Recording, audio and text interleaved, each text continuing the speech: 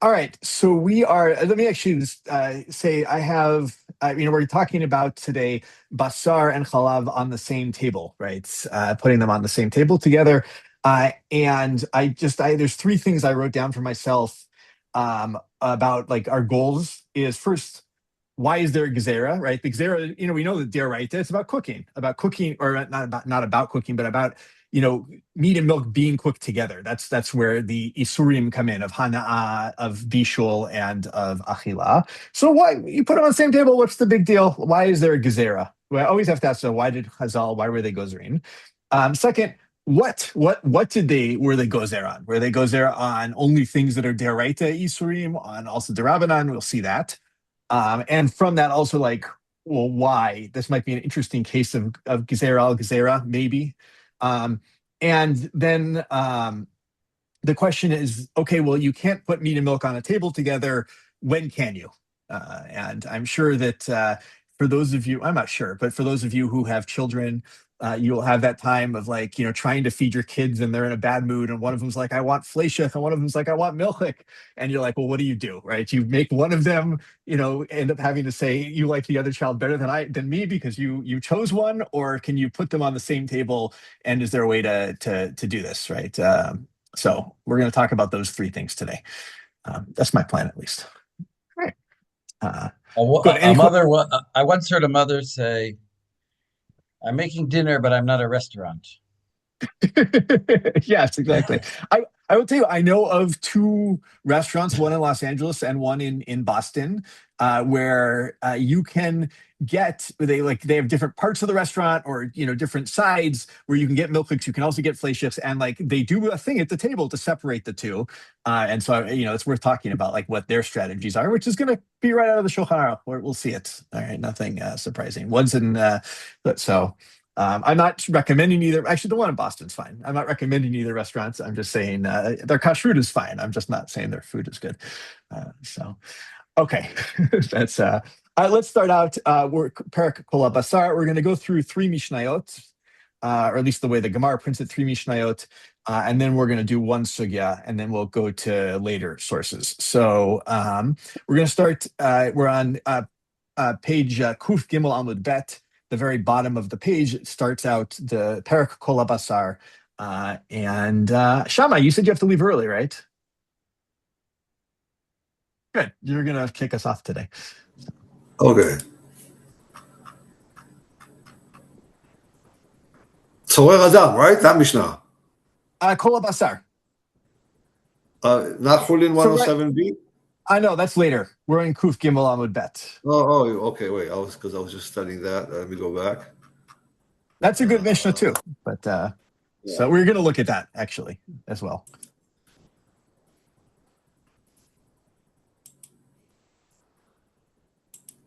So the Mishnah on Kuf Daled Amud Aleph, yeah? Kuf Gimel Amud Bet. Oh, Kuf Gimel Amud Bet. Okay. Yeah. Kuf Gimel Amud Bet. Okay. Yeah. Not Kuf Bet Amud Gimel.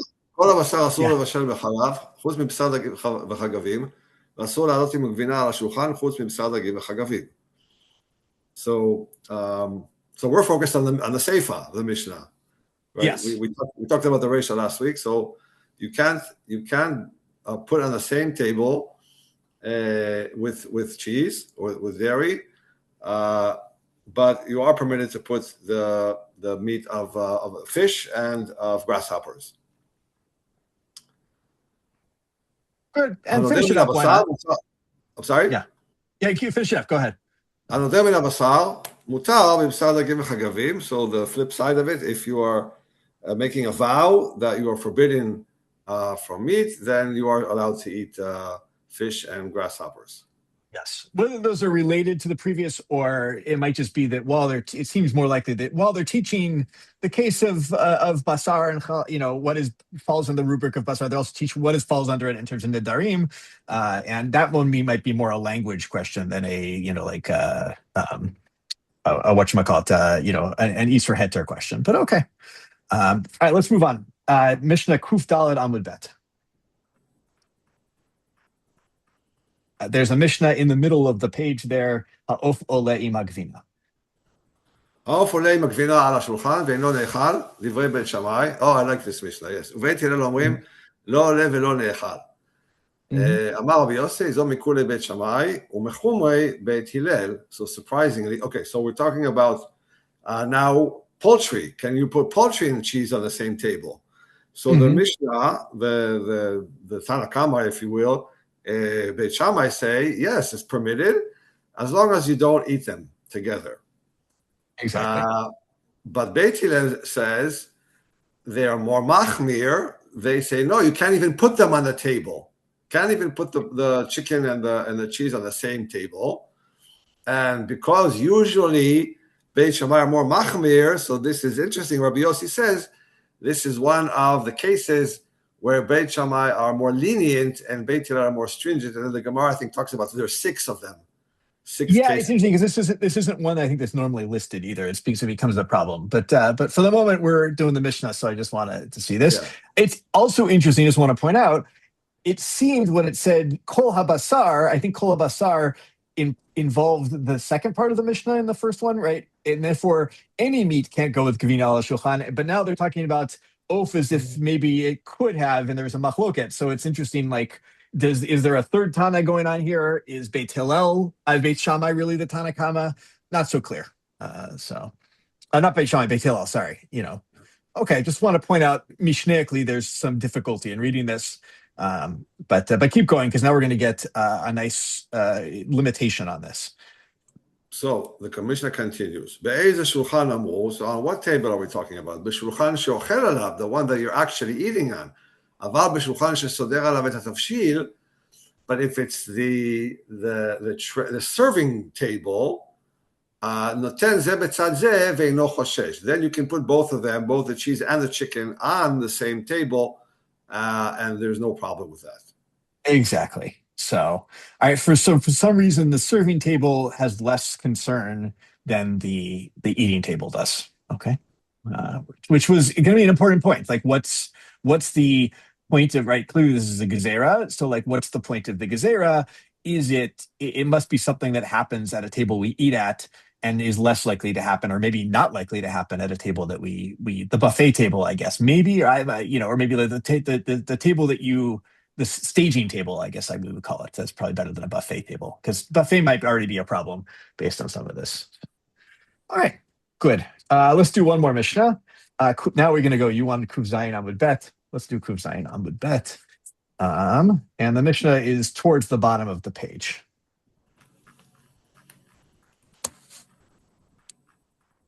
So this one is, Kuv Zayin Amud Bet.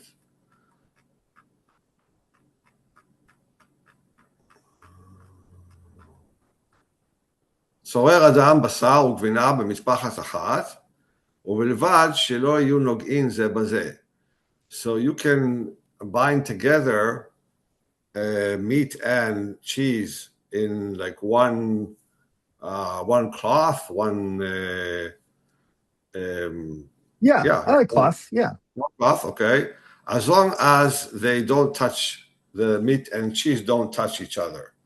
רבן שמעון בן גמליאל אומר, שני יחסנאים אוכלים על שולחן אחד, זה בשר וזה גבינה, ואין חוששים.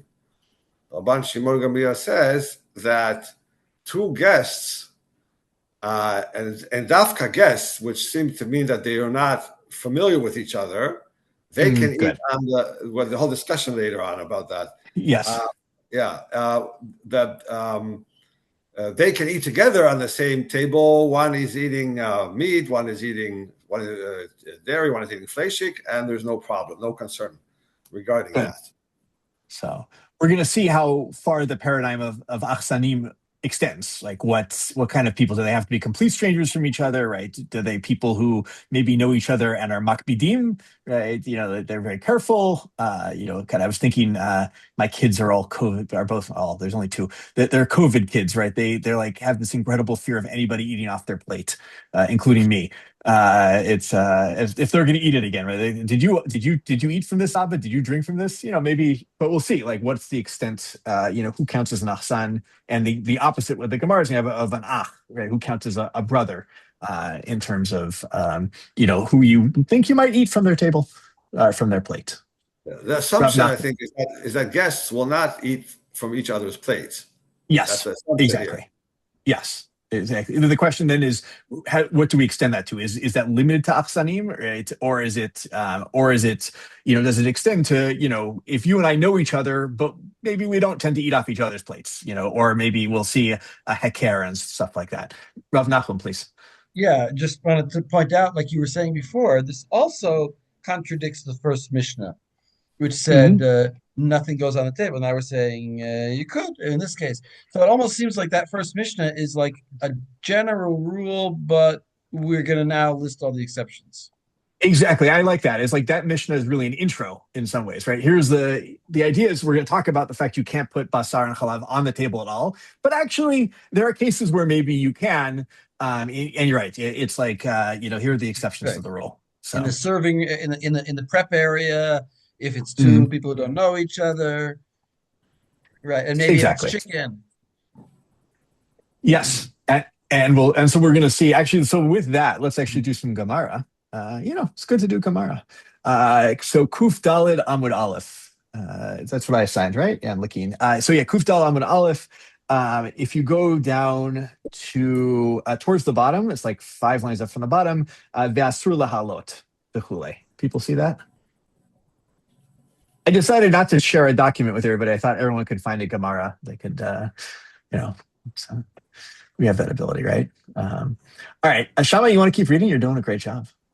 Well, where are you wanting the Gemara? I'm sorry. Kuf, maybe I should share a screen. Kuf Dal Amud Aleph towards the bottom.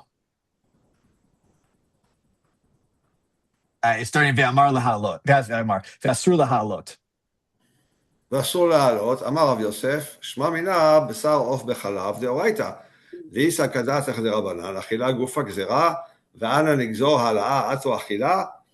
Okay, so Rav Yosef is saying, from this prohibition, it seems that you are assuming, the underlying assumption is that chicken meat and milk is a deoraita, because how would you do a gezerah to a rabbanan? It has to be, you only do a gezerah for the deoraita thing. If you say that chicken and milk is the rabbanan, then you have a gezerah of a gezerah. And so we're gonna make a decree of not putting them on the same table when the actual eating is also a rabbinical prohibition. Exactly. I was going to ask you to play it out. You just did, right? You can't eat them lest you come to eat actual basar. By actual, like basar, behema with cheese or with milk. And the table thing is to stop you from eating, so it's double gezerah. What's going on here? That's kind of crazy. So, of course, you may not hold. This is what we're going to get into. Maybe we don't actually hold this principle of ein gozrin al gezerah. So let's play this out a little bit. So keep going. So exactly, how do we know that it's not acceptable to do a double gezerah? So we learn it from חלה. דתנן, חלת חוץ על הארץ, נאכלת עם הזר על השולחן וניתנת לכל כהן שירצה. Good. So the challah really is the right only in Eretz Israel, right? Mm-hmm. Yes. So in Chutz La'aretz, it's rabbinical, and whereas in Israel you do gezerah that you don't have a stranger have on the table. Because but what do we mean by stranger here? Non-Kohen. Yeah, great. Not a Kohen. Cannot eat. Yeah. So. Cannot eat on the same table. But in Chutz La'aretz, where it's only rabbinical, then you are permitted to have a non-Kohen, or let's call him an Israelite. An Israelite have sit at the same table with challah. Exactly. So, and you can also give it to any Kohen you want, whether or not you think that they're strict about keeping Tuma and Tara, right? That's not our issue, so we'll jump over that. Okay. All right, so that's proof that we are an ein gozrin al gezerah. And to keep going, we got Abaye's take here. אמר לי אביי, בשלמה אי השמועין הנחלת חוץ על הארץ בארץ, דאיכא למגזר משום חלת הארץ דאורייתא, ולה גזרינן, איכא למשמע מינה.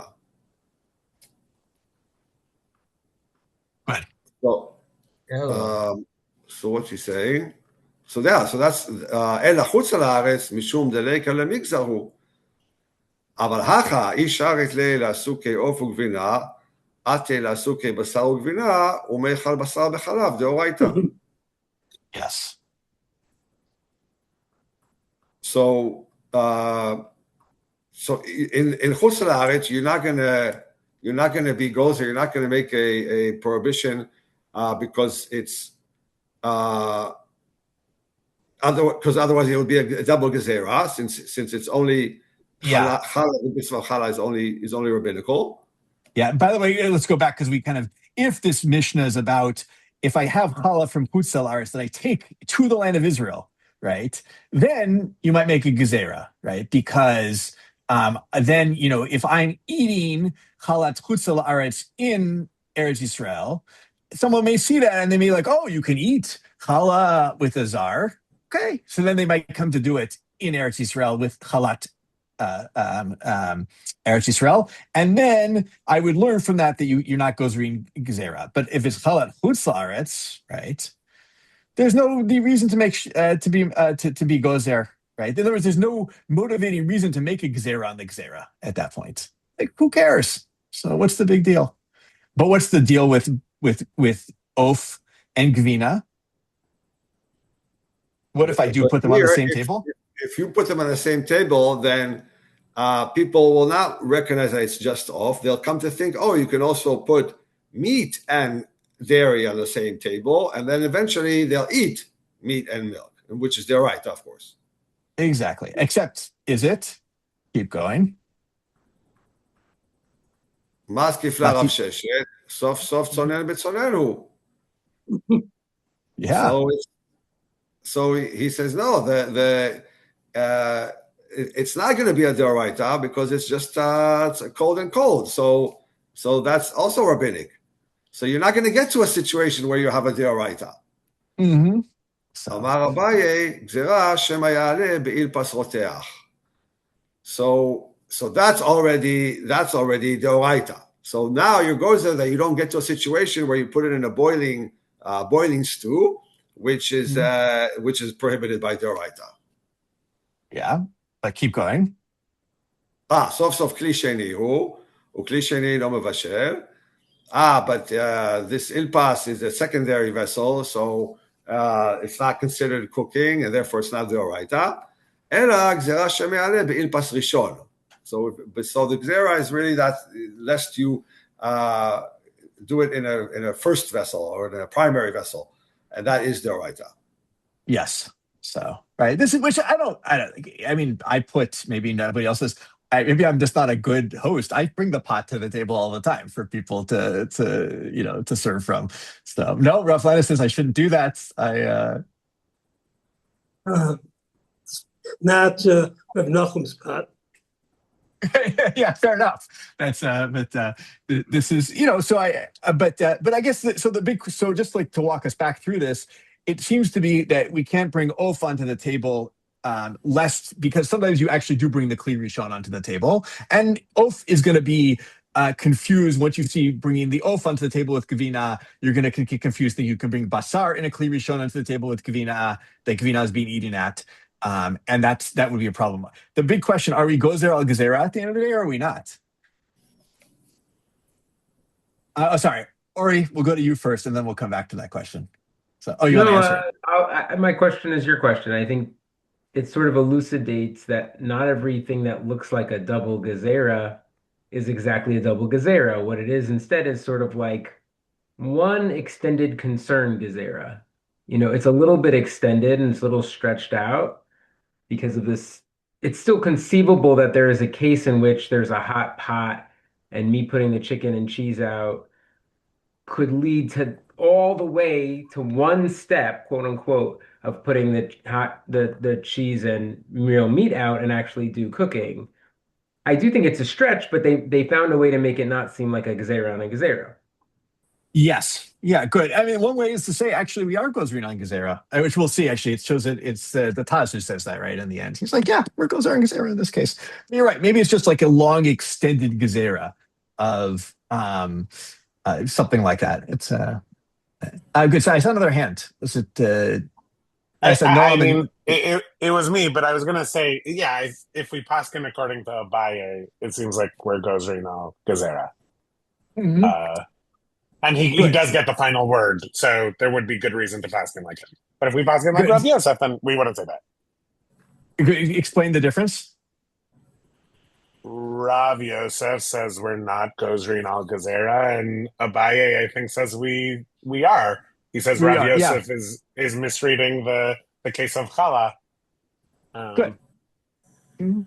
So I think that's fair. Speaking of which, because Is it oh, possible? yeah, go ahead, Sorry. Max. Go for it. Is it possible that he's rejecting the Chala case, but not necessarily rejecting the idea that we're not Gozrin al Gezerah? In other words, he's rejecting. He says challah isn't a good proof that we're not gozrin on gezerah, but I still hold the principle. Maybe. Yeah, Maybe. that's possible too. I think that is so. But I don't see how you would then read what happens at Aval Hacha Yisharit Leila Suke Ofek Bina, Atila Suke Basar Vegvina, and Michal Basar Bechalav Deoraita. To me, that like line means that he does think we're Gozrin al Gzera. Like it's too many removes. yeah, So I I think we mean have to read Abaye saying we are Gozrin al Gzera. But that's fair. So, well, let's actually take a look. I didn't assign this, but it's the Rambam, so we can do it. Go to Hilchot Machalot Asirot Perak Tet Halacha Dalid.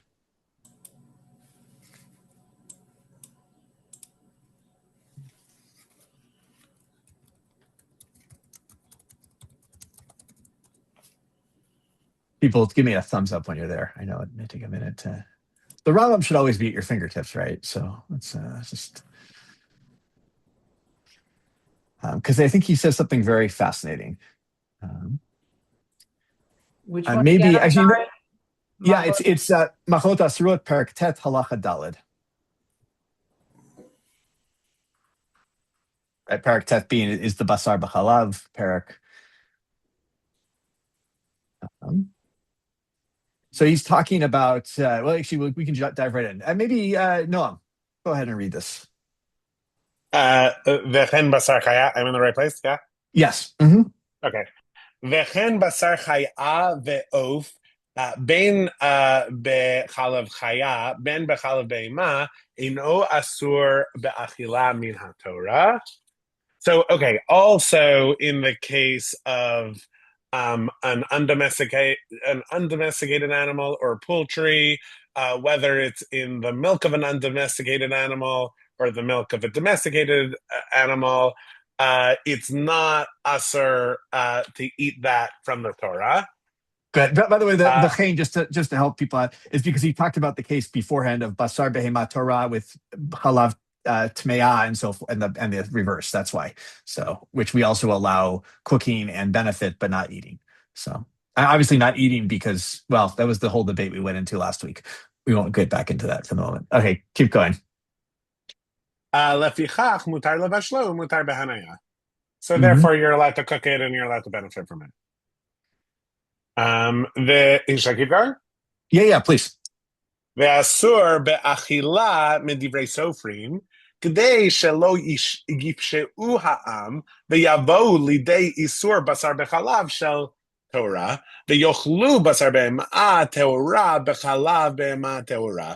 So it's forbidden in eating rabbinically so that the people shouldn't sin, and they'll come to this prohibition of eating basar b'chalav deoraita, and which would be pure meat in pure milk of a behema. Good. And now he's gonna give you the why. שהרי אין משמע כתוב אלא גדי בחלב אמו ממש לפיכך אסרו כל בשר בחלב. Because the Torah is only referring to gedi bechalav imo mamash. A kid in its mother's milk. Yeah. Therefore, they forbade all meat and dairy. Yes. Right. Because the Torah only gives a very specific case, right? Lashon hoveh, we say, but because it gives a very specific case, what's the concern of the Rambam? that you would then come to eat meat and dairy, that you would basically be a pashtan when it comes to the pasuk? Yeah, I think so. He's like, yeah, people are going to say, oh, yeah, but the Torah just says "Gedi b'chalev imo," right? Maybe they'll go so far as to say it's just about a goat, right, or whatever, but they'll be like, well, basar, para, b'chalev imo. It's fine, I can eat that, and so that we had to extend it more because of people who read the pasuk hyperliterally. That's the Rambam's concern.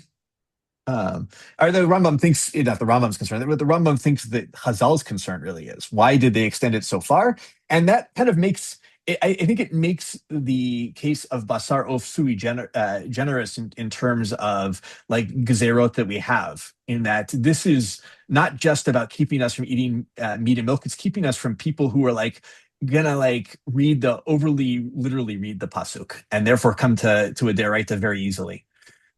It's a particular case. Rav Nachum, please. Look at halacha kaf. As long as you're here. Okay, let's do it. And this is in Perek Tet. So. Yeah, same chapter. Yeah, Skip but ahead to kaf. all right. I'll read. Since I was asur la'alot ha'of im hagvina al shulchan shu ochel alav. Right, we saw that. Gzera mishum hergel avera shema yochal ze im zeh. Af al pi she'of b'chalav asur midivrei sofrim. Right, because I'll get too used to it. This actually shows up in like the first parak of Shabbos too, right? The Zav and the Zavah shouldn't eat in the Mishnah there, right? Shouldn't eat on the same table, right? Even though they're both impure, lest they come to like get used to eating with somebody who's impure. Same idea here. This is like I'll be too used to it. Is that what you were looking for, Rav Nachum? Yeah, but also he says afal pi. In other words, he's admitting that it's the Rabbanan and that it's kilo the Rabbanan, it's a gezerah and a gezerah, but he's saying, nevertheless, we're doing that here. Kind of like what you were saying about the Taz. Yeah. So in other words, he's saying that here we're willing to do it, even though it's asur midivrei sofrim, we still can worry about her gelavera on a Rabbanan. So good. Ori, what do you have? Is the Rambam's, I remember you teaching us this earlier, so I'm just asking it here for, categorical learning, but like, is the Rambam's Divrei Sofrim though maybe like a higher level of Derabanan than just a Gezerah? So that, it's like sort of like, and he also reasons it a little bit deeper than just your average Gezerah. It's not Divrei Sofrim, there's another term. He uses in Hilchot That's Kiddushin. stronger. Yeah. Is it Divrei Sofrim? Hold on, I can tell you what. A lot of ink has been spilt on the question of what divrei sofrim means in the Rambam.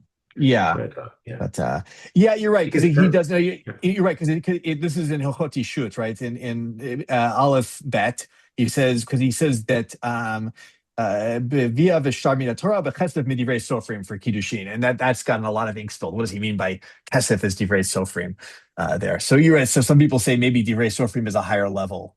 But I was looking where was it? In his, I need to look back. I was looking just the other day in his intro to Sefer HaMitzvot, and he seems to imply Divrei Sofrim is not, it's not something he's willing to count as a mitzvah, min Torah. So, here you see it clearly used on something that is rabbinic. So here it's being used for sure to mean rabbinic, whether or not what he means exactly in Kiddushin. I don't think you can come up with a rule, because you're going to have, whatever you're going to say, you're going to have to say that here he means Rabbanan and over by Kiddushin he means Deraita.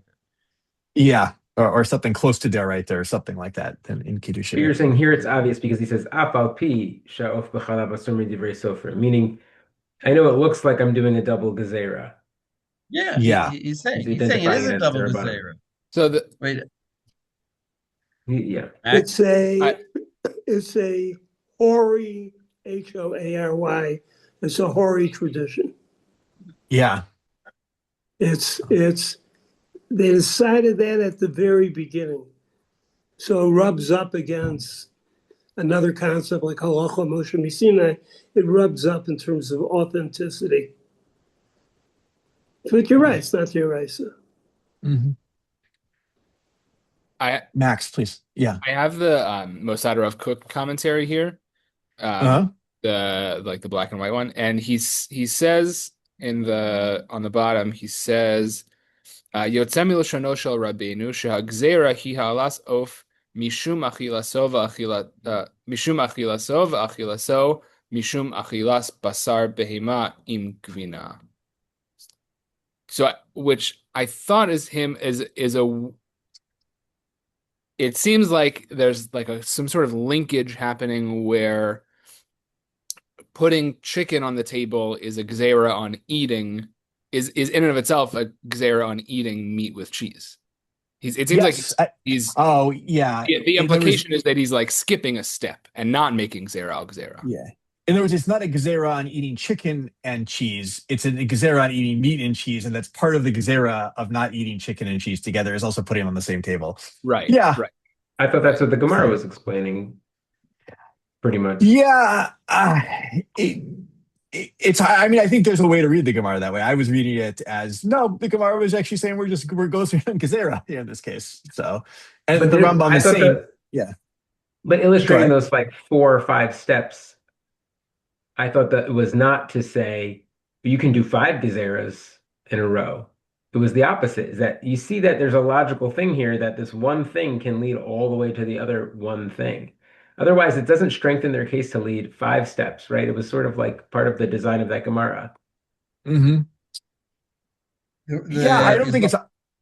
Go ahead, Rav Nachum, please. Yeah, I was trying to say something else. That the Mossad Rav Kook version also quotes the Radbaz as using another concept called that they did asu chizuk l'divreihem kishel Torah. In other words, they declared that this law of chicken is going to be a Torah law. They strengthen. It's not like a gezer. It's asu chizuk. I think that's a terminology that we should be familiar with. Asu chizuk l'divreihem kishel Torah. In other words, they made their words to be equated to be a Torah law. Yeah. They straight Torah. In other words, you're going to treat it, you could Torah, but in other words, effectively, you're treating it like a Torah law, even though you know it's not, and therefore you can make a gezer on it. In other words, the rabbis turned their words into a stronger level. Yeah. I want to do chizuk on that a little bit here, if I can. Yeah, I can share my screen. This is the Dor Revi'i, Rav Moshe Shmuel Glasner, 20th century Posek in Hungary, really interesting thinker. The Dor Revi'i is a Perush on Chulin, and I just want to we'll just look at the end here because there's other stuff I want to do. But he says, "Ela dehacha hishvu basar of lebasar be'emal lechol mile kedei shelo yitu lomar digadi b'chalev imo dafka." Right, Zaduk. Right, Chazal, they made basar ofen behema completely equal to each other so that people don't mess up. This is going back to the Rambam. He's trying to explain what the Rambam's saying, so that people don't mess up to read as a pashtus. Someone said a pashtan, right? To read just the pashat of the pasuk that gedi means exactly gedi and chalev imo means exactly chalev imo and doesn't apply to anything else. So that was his thing. He's got even longer than I gave you here. He's got a whole bunch on this, but I think it's similar. I think the idea is that it goes back to the Radbaz. I think it goes back to the Radbaz here. Yeah. So he may have known the Radbaz actually. So it's so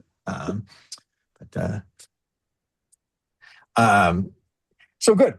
Okay. That's I wanted to show that. That was really where I wanted to end with this whole thing of this sense that in general through Basar B'chalav we do see, with the exception of, interestingly enough, cooking and hana'ah, but for all other things that bird and milk really is treated like as if it's real meat with milk. And we'll see that next week too when we get into, although we'll see some machloket on it from Rashi, into the question of wait time, right, between eating meat to eating milk. Right, and the way the Shulchan Aruch is going to paskin it is that it's the same. It doesn't matter if it was basar of, basar behema, same wait time as well, right? That we are strict about that also, and the wait time itself may just be a gezerah. So, Tov. Any questions on that before we go to the tour? Okay. I want to actually, I want to, what order do I want to do this in? Let's go not to Yoreh Deah, but to Orach Chaim. Orach Chaim Kuf Ayin Gimel. I think I got it right this time. Noam, did I get it right this time? Uh, I think I wrote originally. People put out to me. I wrote Kuf Sadi Gimel uh, in the assignment. But I have a curiosity. This is actually, I think, just hopefully I'm allowed to do this. I've got to a stage. Why in the world are some of these halachot about eating or having milk and meat at the same table, eating milk and meat together in Orach Chaim? Max. There's just general like meal rules. Yeah, why?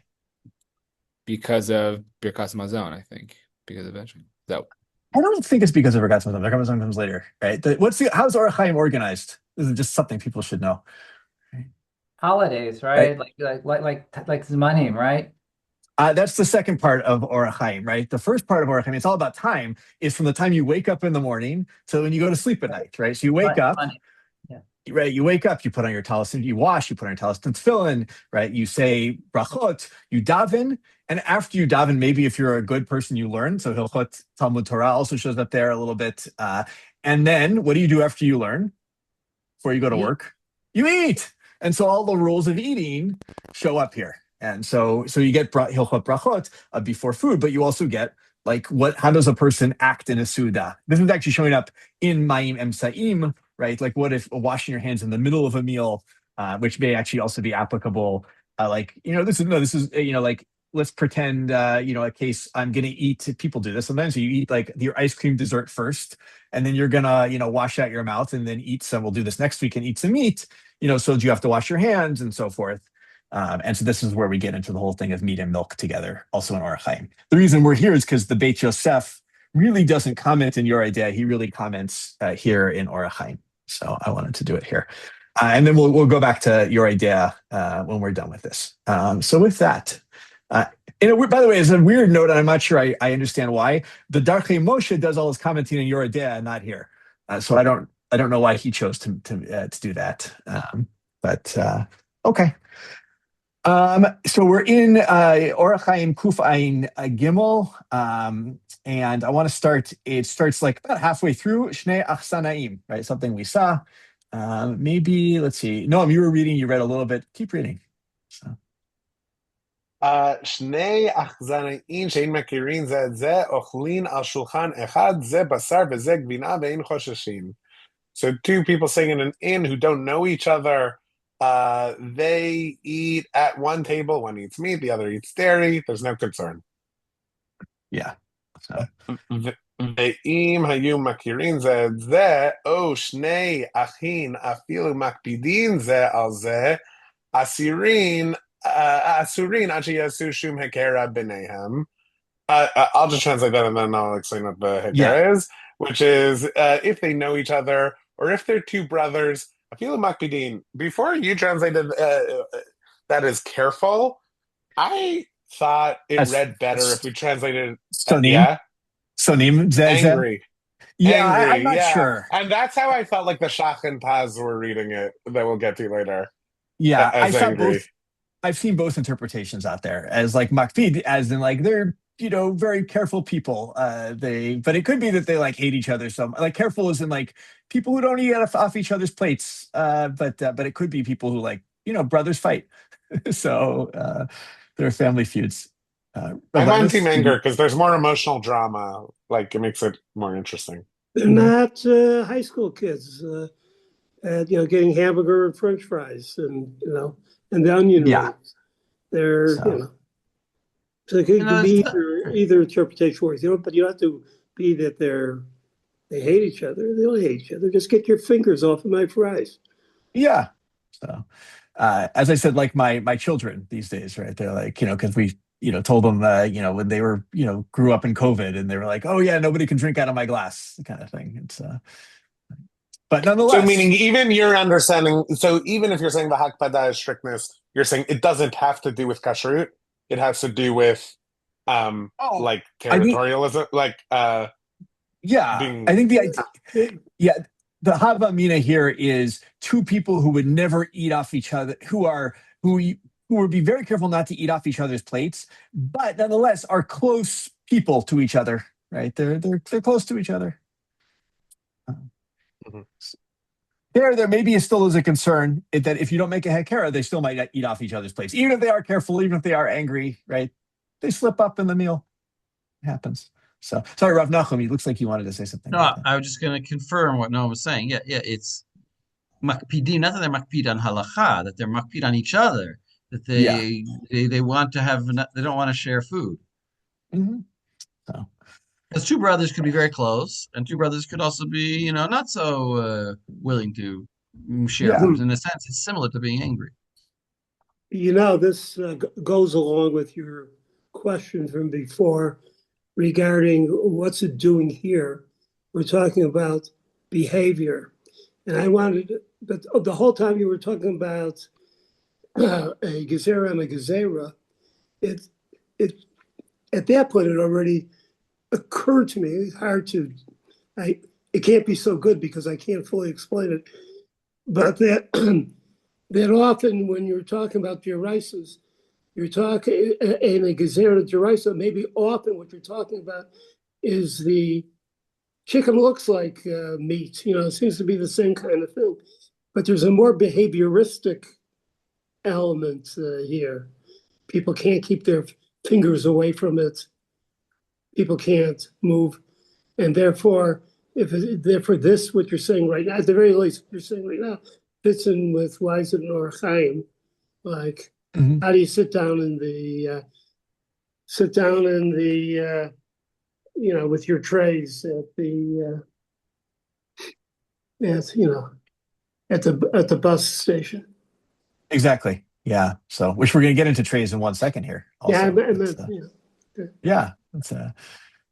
Which I believe. Well, we'll get back to something you told me a couple of years ago, Rav Lennis, when you taught this to us. So, okay. But Noam, keep going. So okay. So until they make a hekera between them, and the tour, of course, is going to help us. Examples of a hekera are separating their meals with a jug or with bread, or everyone eats on their own separate placemat. Exactly. So it's one of the ways we do it at my house. Actually, we have different placemats that we use. Rav Lannis, I think, told us, this is what he told us years ago, that you use trays, right? Cafeteria trays, I think, if someone's eating trays, milk. If you use what you just said, mats, be different colored mats. I mean, I think that's exactly what we do. Yeah, even though you could rub it off, it doesn't matter. You should really have it that way. Yeah. So no, we have two different color mats, and so people know that one is for meat, one is for milk, and then way you recognize what's going on. So good. We'll get into some of these things and what works. Like the bread and the kankan are actually going to be controversial a little bit, because bread and people drink out of the kankan and people eat from the bread. And so wait a second, what are we talking about here? As like, how does that a heker? This is the side note, the two restaurants I was talking about. One of them is Milk Street, I think it's called, in downtown Boston. They have different trays. That's the way they do it. And there's one in Los Angeles. They have a pizza on one side, Nagila Pizza, and the meeting place on the other side. And you can actually eat at the same table with like a machitza between you. There's like outside. It's been a long time since I was there, but maybe I shouldn't say this. Not the restaurant I would recommend to go to if you're in Los Angeles, but okay, if you want to see it, it's kind of interesting. And you have to take different entrances, right? So I could be sitting next to Max. We could be both having the same meal, talking to each other, but he's on one side of the fence and I'm on the other side, and therefore I'm eating milk and he's eating meat. We're makpid. We're makpid, yeah. Even if we're makpid, it doesn't matter. We need a hekera. So that's good. Let's do some Beis Yosef. How are we done time? Yeah, let's do some Beis Yosef, and then just to give like where we're going from here, we'll do. There is a Bach I didn't assign that I really like, and I kind of want to bring it up. So maybe if we have time, we'll do that, and then we'll go to the Darchei Moshe, and then the Shulchan Aruch. So and see how he passes it. So we're starting Shnei Achsanaim in the Beit Yosef. Which Siman? I'm Kufa and Gimel in Orach Chaim still, same place. So. Good, thank you. Yeah. Shnei Achsanim she'ein makirin. And I don't know. Let's see. Noam, you were just reading, but let's get someone else. Ori. שני אכסנאים שאין מכירים זה את זה וכולי. משנה וגמרא בפרק כל הבשר, so we saw the משנה לגמרא there. ומה שכתב או שני אחים, אפילו מקפידים זה על זה, אסורים, שם בעיה, דאפשתי, so this is a problem because it's obvious? No, I think there is just a question that is answered. Oh, so the ayad ifshite, yeah. I see. A question. Yeah, this is actually one of I'm being a little pedagogical, but I want to do this. This is one thing that like the Beit Yosef will often like summarize the Gemara in ways like this. They'll be like, there they ask a question, they answer the question, and here's what we get out of it, right? So okay. And it seems to me this is not only talking about siblings. This is also just for, I think a good way to translate achsanaim would be like lodgers. Also, or guests, but those who know each other, וכן נראה שהוא דעת רבנו שכתב בטור י"ד סימן פ"ח. That's also what the Torah writes. שאסור להעלותו על השולחן דווקא בשני בני אדם שמכירים זה את זה, ואז אסור אפילו אם מקפידים זה על זה. So the Isser is with two people who know each other, any kind of know each other, even if they are makpid in some way to divide between them. Exactly. So, interesting question. It's right. So the Gemara asked the question about two achim. That's what it asked there, because remember the Mishnah was just two achsanaim. Like, what if people know each other? And achim is a lav dafka. It's two people, just anyone who, if you, just because, or if we take a trip to, or you and me to go see, I don't know, Jewish heritage in Europe, and we're staying at the same inn and we're eating a meal at the same table. We're not like we're two achsanaim. We know each other. We may not eat off each other's plates, but we know each other. So so don't take that too literally, and don't take two achim too literally. It's always an interesting question if we lived in a world where people were like very free, even people who didn't know each other, to like eat off each other's plates. I don't know. I imagine there are places where that is a thing. Then like maybe they also, you could never have a case of two achsanaim in that case, and therefore everyone would need a hekera. But again, that's what I was wondering about. That this is based on the idea that strangers don't eat off each other's plates, but it's also it's crossing back generations. So it tells me that there may even be like a biological layer here that we really don't eat off strangers' plates. Yeah, but also, look, the halacha always has to, adapt if people are becoming more free with things they're doing. Sometimes it has to, has to adjust, or has to apply differently. So maybe you could imagine a world where like everybody has to put a hekera if one person's eating milk and one person's eating meat. Okay. Keep going. Yeah. ומה שכתב עד שיעשו שום הקרע ביניהם, שם. The same place in the Gemara. Yeah, the same place in the Gemara. ולא אסרו אלא בתפיסה אחת.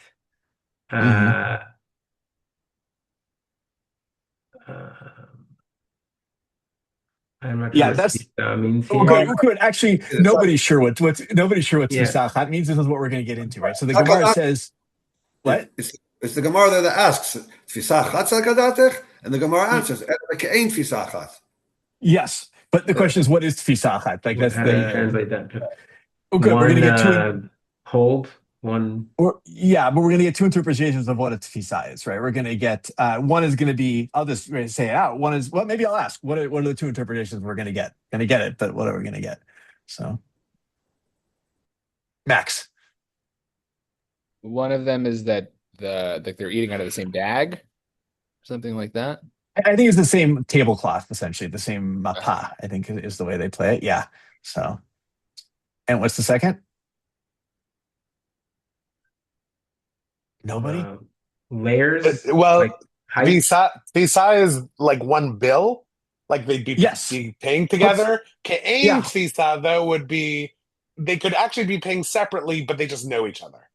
Yeah, good. So this is what we're going to get into. Tfisa, the two interpretations. One will be a mapam, one will be hotzah, right? The same bill, and one is that they are literally on the same cloth. The same like the table is together essentially for that. Like the continuous meal kind of thing, like geometrically. Okay. Mm-hmm. So let's do that. All right. It was tfisa achat Okay, sakadata. so So that's what go תפיסה on. אחת. תפיסה אחת, סקרדייתך, אלא בכאין תפיסה אחת. Mm-hmm. ופירשו התוספות והראש שאם יש דבר מפסיק בינתיים, ולא הביא כאין תפיסה אחת. So if there was some kind of physical divider, that wouldn't be כאין תפיסה אחת. Mm-hmm. So that's some kind of physical division. כי Yeah. היא דבק רבי ישמעאל שאמר כאן בתפיסה אחת, כאן בשתי תפיסות. Keep going. Don't worry about the case. The hechidami is what I want here. Right, there's a case there that has also two תפיסות. Mm-hmm. hechidami שתי תפיסות, כגון דאיכא גובהה ביני וביני, ביני Good. ובינה, ולכך נוהגים. Like in between them, there's Mhm. something high. In other words, Yeah. what counts as having a separation or not separation? I changed it to tfisot, something high. Okay, and therefore the Tosfot and the Rosh are going to write ולכך v'lachaf. נוהגים עכשיו, שניים שאכלו על שולחן אחד, זה בשר וזה גבינה, שמניחים לחם או קנקן לעשות מחיצה ביניהם, להקרא. So they put a physical object that's a little higher up to be recognized, to mark the distinction between the two meals. או אוכל על מפה אחרת, להביא כאין שתי תפיסות. So having a different cloth seems like two tfisot. Exactly. So it seems like it's like two different kind of territories, right? You make it into two different pieces, almost like two different tables, I would say even. And that's good. It's a hekera. Right. This kind of gets into, like the questions in general, like for davening too, like what's the point of the mechitza? It shows up in like a lot of things. Like I think it's it's Rav Soloveitchik said it was the hekera, right? You need to recognize that there's a separation. Not like some people say like you can't be able to see or that you can't be able to pass your hand over it. Like you need a thing that recognizes that they're two different spaces. So, did I get that right, Rav Landis? Is that did I summarize well? Yeah, okay. Same as Rav Moshe says, it has to be high enough you can't pass a child over it. I think is what his take with it. But that's for davening, not for eating. It's a different thing. Yeah. Okay. That's explanation number one. But what's explanation number two? This is the yesh mi. יש מפרשים. יש מפרשים בתפיסה אחת שהם בהוצאה אחת, כמו אחים שקנו אתרוג בתפוסת הבית בפרקי שנוחלין. So in another example, like brothers who are buying an etrog, ופריך תפיסה אחת, סקתייתך מה לי הוצאה אחת, ומה לי שני הוצאות, אם מכירים זה את זה. ומשני כאין תפיסה אחת. So they say, how do we know when it's we have one hotza'ah, I guess one sale, versus shnei hotzaot?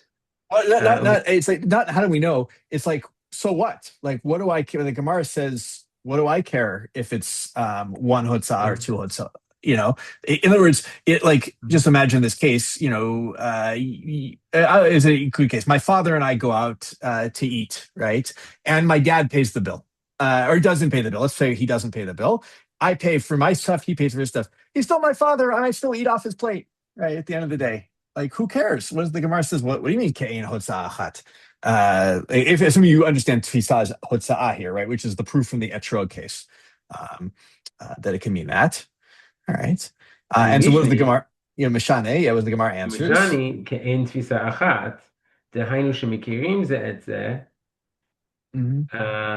ולפי זה לא מצינו שהם מותרים על שולחן אחד, מחמת הפסק שיש ביניהם. עד כאן? Yeah. So it teaches that it looks like one tfisa, which means that they recognize They recognize it as one, I suppose. It's tfisachat is that when they recognize each other, right? That's what Right, tfisachat when they means. recognize each other. Yeah. I So didn't understand how that works out in the case, though. What does it matter if they recognize each other? yeah, so the Gemara says, like, what does it matter if they recognize each? The Gemara says tfisachad, and like, what does tfisachad mean? What does that mean? No, it's kein tfisachad. What is that? What is kein? As long as they recognize each other, they can't eat together on the same table. One meat, one milk. End of story. Right. So version one is So it's just a reiteration of what we've already said in that case. Yes, in other words, well, but what it doesn't allow, what the Beit Yosef is saying here is, if you understand that Pirush, you can put a 30-foot mechitza between the two of them. It doesn't matter, right? A heker doesn't. Maybe if they literally couldn't reach across, but but putting some sort of thing to recognize that they're eating two separate meals is not effective. Ain't a mo'il in this case. So version one is that even if you recognize each other, you can't eat one meat, one milk on the same table. But if you put something to reckon as a boundary to remind you, that's good. And that's what the Tosfot and the Rosé we do. And the other version is that actually, as long as you recognize each other, if you're under the same bill, as if you had paid for the same meal, essentially, and therefore you can't have milk and meat at the same table. End of story in that version. Well, I don't understand the logic. Why, if you're under the same bill, the hekera doesn't work? Why then this divider supposedly won't remind you not to eat off the other person just because there's one bill? I don't. Because it's one meal, right? If I made a meal for you and I had milk available and meat available and it was all one meal, you're going to come to take both of them right, at the end of the day. You're not going to be so careful. Just really, it's one meal. I think it's the logic of it. I see. The divider is not a strong enough barrier because I feel compelled, because it's one bill, to eat from my other colleagues. Exactly. Yeah, it's what we call family style eating, where they put all the food in the middle, and they're like, every situation, as long as you know the other person, is family style, and no heker is going to stop that. So. Because you could argue that the heker doesn't remind you of anything. The heker has to remind you that we're two different bills, that we're two different groups. But if we're really one group, then there's no heker. What's the heker doing there? It's not reminding you of anything. We are actually one group. Exactly. So, okay, I was trying to think about what I wanted to do here, and I think maybe it's a good place to take a break. We come back, we'll look at one more thing in Orach Chaim, and then we'll move on to Yoreh. So we're Olim Bakodesh, so it's good.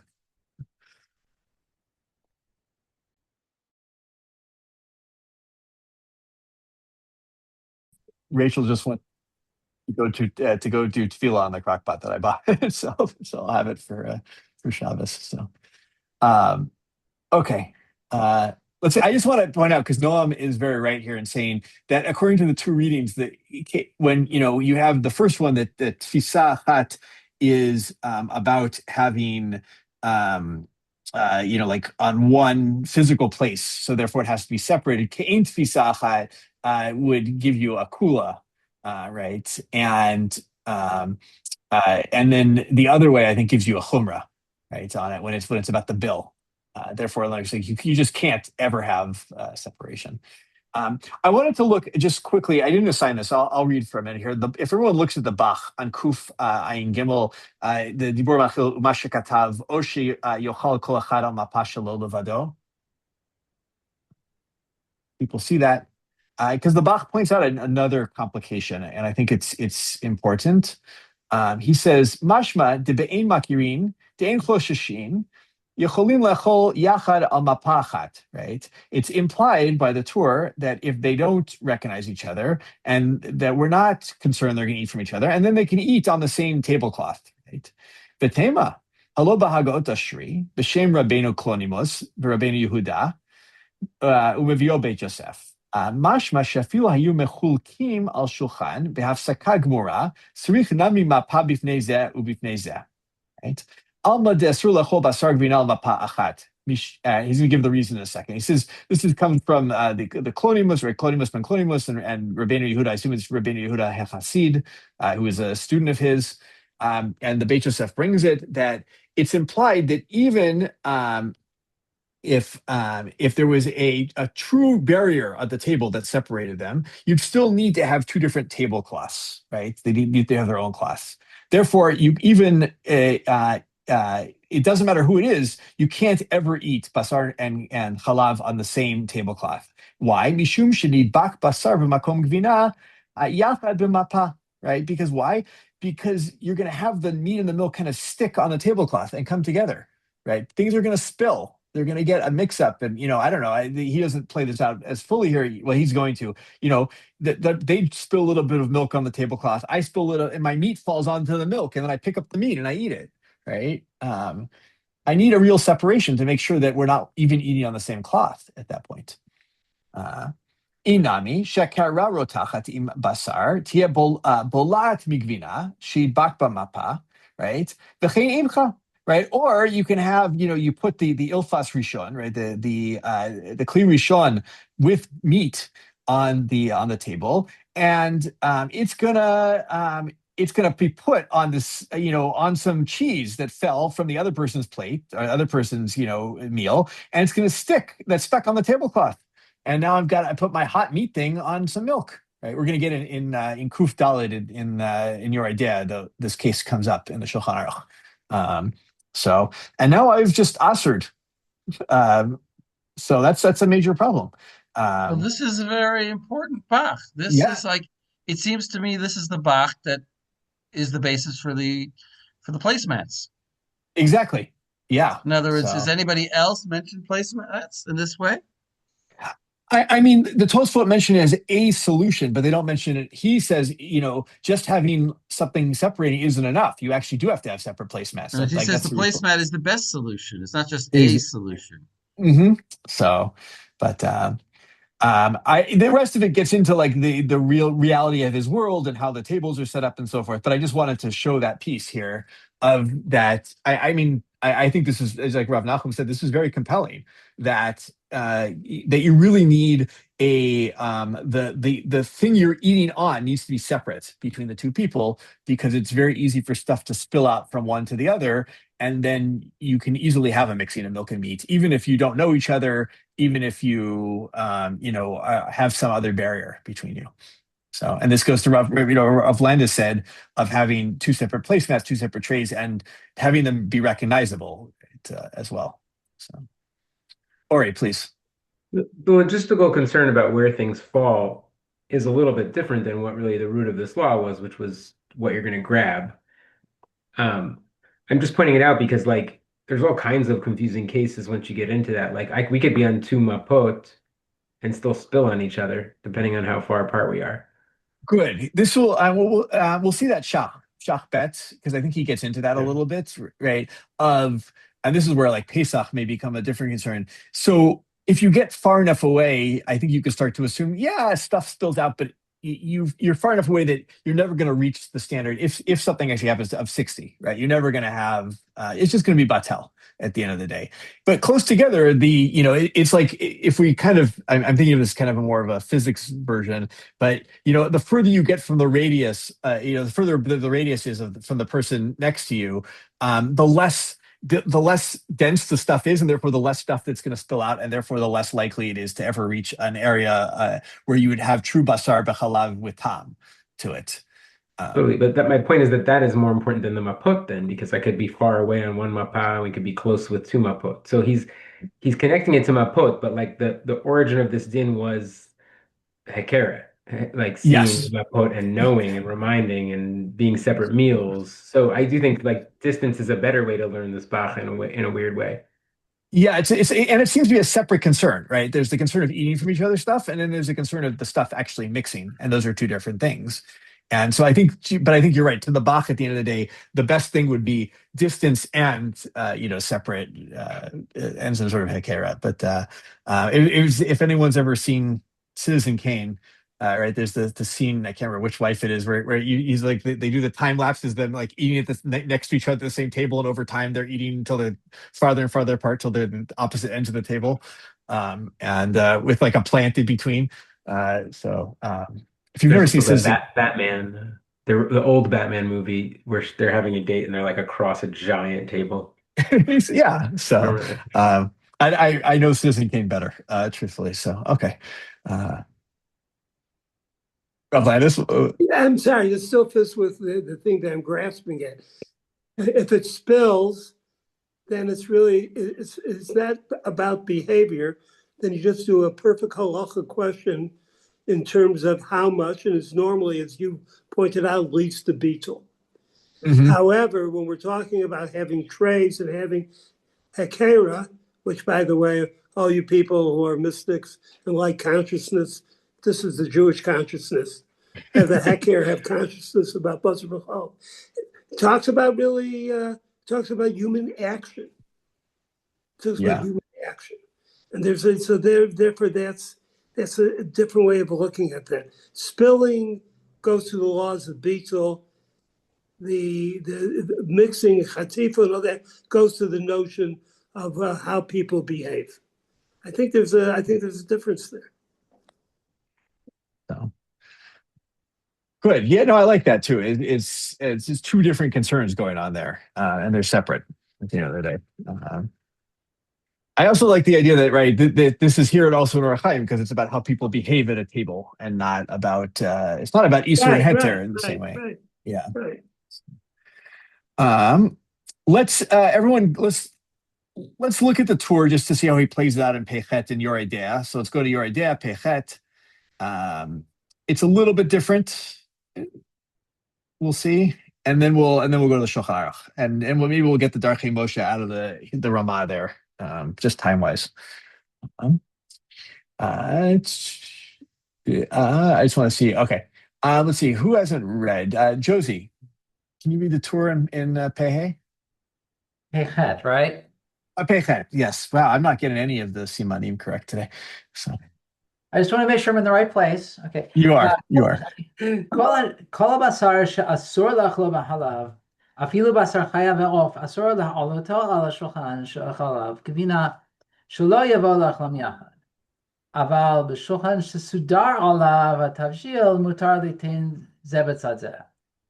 So all of the meat that is forbidden to be had to be eaten with milk, even wild animal meat or fowl, it's also forbidden to put them on the same table that you're eating off of.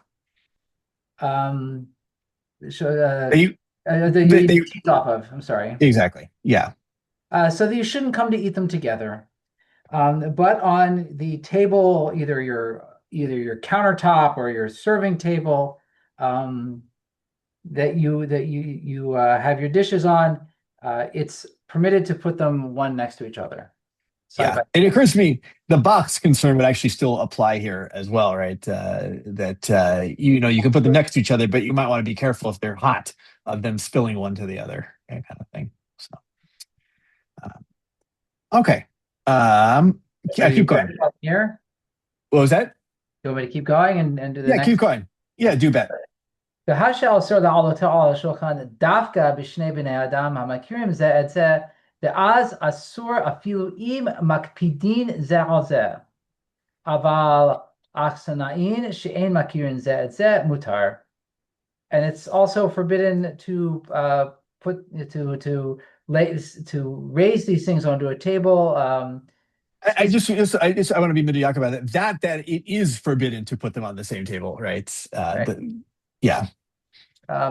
With two people who know one another, and it's also, even if they are, it's still asur v'az it's still asur even if they are makpidin, they're specific with each other not to eat each other's food. But people who are eating together in an inn or a cafeteria that don't know each other, that's permitted. Yeah. It just occurs to me, like, this is something I think that happens less in our world. There are still places where, you can eat and someone will share your same table who you don't know. But I think at least If you sit in a cafe, my workplace has a cafeteria, or there are tables in like a little eating area, and I might, I might just end up sitting next to somebody accidentally. Like, can I sit at this seat? Or you're sitting in a Starbucks, and you have or a coffee shop, and you have milk in your coffee, and somebody comes up next to you with their sandwich. exactly. Yeah. And that does happen in coffee shops, I think, are a very common place in our world where that happens. There's the person sitting at the only table they could find has 4 seats at it, and they're sitting alone. You say, hey, can I sit here? Kind of thing. You don't know them, you've never met them. And we'll actually get into what, we're here talking about, milk and meat. We're probably talking about two people who are, both keeping kosher. What if I'm like, I go to, let's assume I can get coffee at a Starbucks. Let's presume not get into the details, mutar, so let's assume mutar. And somebody else is at the Starbucks and they're eating a ham sandwich. Like, I mean, can they? Yeah. if you ever travel in a train station or in an airport, there are just these large common areas where you may just sit down at Yes. a table, have your meal, and somebody may say, "You mind if there's no place else to sit. Can I just sit here as with you?" And they could have just a milkshake, which would be completely kosher, and you could have your bologna sandwich. Once again, milk and meat at the table. Exactly. So, all right, good. But but keeping on track here, Yeah, that's hard. ואפילו המכירים אם עשו שום הכר כגון שכל אחד אוכל על מפה שלו, או אפילו אוכלים על מפה אחת ונותנים ביניהם פת או קנקן להכרה מותר. And even if they know each other, if they make some kind of separate, like something recognizable, like they are each eating on their own placemat, or even if they're eating on the same tablecloth, if they put something in between them, like bread or a jug, that's a distinguishing factor between them, it's permitted. ויש אומרים שאם יש להם הוצאה אחת, שאין להם היתר על ידי הכר שעושים ביניהם. And there's another opinion that says that if they're eating on one hotzah, one bill. So they're both paying for it. She'en lahem heter al yedei heker. So if they're paying with one bill, you can't have you can't rely on the separation. Yeah. So, which is not the way we're generally going to paskin, but and if you see the Darkei Moshe actually says that, and seriously, I was thinking about that. If we did paskin that way, I think with my children, they might not be allowed that they could eat at the same table with different tablecloths, different placemats or trays. If we paskin like that, because my children are always on one hosa achat, I think. It is kind of weird to paskin that way because like either we read the word one way or the other, and this shita is like taking a little bit of both. Yeah, it's a strange take, but I think if I remember correctly, it's the Reef may not actually have the Ka'in as the way the Beit Yosef understands it. He doesn't have that part of the sugi. Either he doesn't paskin like it, or he just doesn't have it. So, okay. With that, how are we doing on time? Actually, yeah, I want to do Darkei Moshe Aleph because I think this is important. We can get it here. Let's see. Kalev, you haven't read yet, right? No. Do Darkei Moshe Aleph in Pechet. כתב ביוסף אור החיים סימן כ"עין ג' ריגש חולקים אבל נוהגים כדברי התורה באיסור והיתר הארוך כלל מ' וצריך שיהיה ההכר דבר שאין אוכלים אותם וכיצד גבוה כגון מנורה וקנקן עד כמה שנה. Good. Okay, so there's the Beit Yosef and Or Chaim says that there is a disagreement, but the custom is to go after the Torah. This is the question of putting a bread or kankan as a hekera, right? There's dispute. Not everyone agrees with it, but that's the way we do it. Okay, but now the Isur Beheter Haruch. What does he say? You have to put a heker that isn't edible. And that it's a little bit high, so like a menorah, like some type of light, or a pitcher of water. So that's the important. Wait, I want to pause there. That she'ein ochlinoto, something you're not eating from. Of course, the bread is going to be a big question here, but something you're not eating from. All right. Good. Keep going. ונראה לי דאם אין אוכלים מן הפת שהניחו ביניהם להכר הווה כמנורה וקנקן. בכך היה בהגות השרי. בפרק כל הבשר. Yeah, B'Shem or Zarua. Okay, yeah. So. Okay. And it Good. seems to me that if you are eating from the bread, you can place it between them as a heker, just like the menorah or the kankan. The Beit Yosef Katav Ba'or Chaim, Siman Kafain Gimel, Da'afol Gav de Shot'in Min HaKankan, Shemenehan Efilu Haki, Hayu Safir. Havi Shapir Hefsek. Hefsek. Keep going. Yeah. Im ein regalin l'shum hakankan al hashulkan. Yeah, I think it's lasum here. Lasum? Yeah, like lasim in modern Hebrew. Oh. Yeah. So. Lasum hakankan al hashulkan v'akshav shemom b'nehem. And I forget this one. Masha Einken. Masha Einkan. Masha Einken. Okay. B'lechem shedarcho lichot tamid al hashulkan. Good. So even though that they drink from the kankan that's between them, it is fitting because they're not accustomed to put the pitcher on the table, and now it's between them. And this is not like the bread that it is accustomed, that they're accustomed to always putting on the table between them. Yes. So it has to be something that's not usually there, right? It's not like, the salt and pepper shaker between us. And there's always salt and pepper shakers on the table. But it's actually really interesting. He says the kankan, as long as it's not usually there, you can put the water bottle between the two of them and they're both drinking out of it, right? Kind of interesting. Okay, keep going, and then we'll kind of put this all together. V'od katav ha'agahot ha'ishuri. Hagot Ashri. Yeah. Ashri. Okay.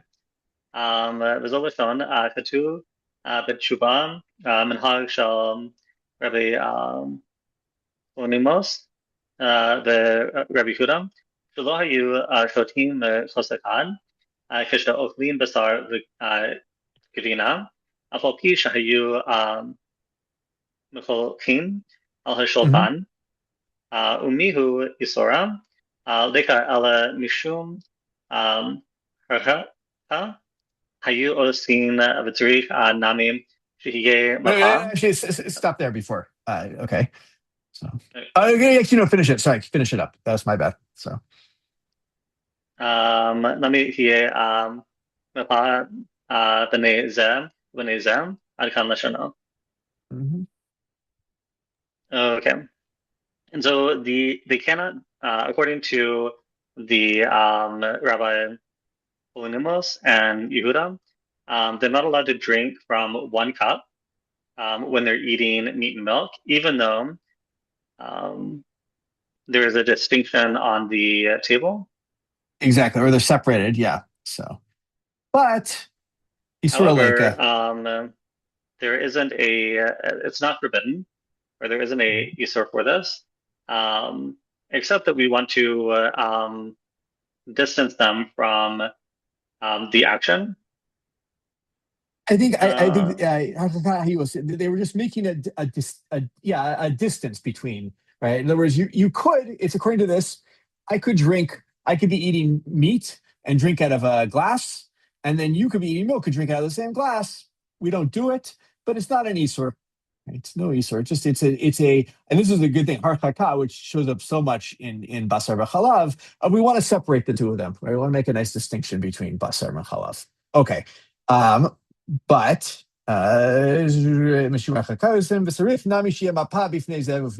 each has to have their own tablecloth or their own separate placemat. All right, but keep going. V'chein pasak be'iser v'heter aruch, kol mem.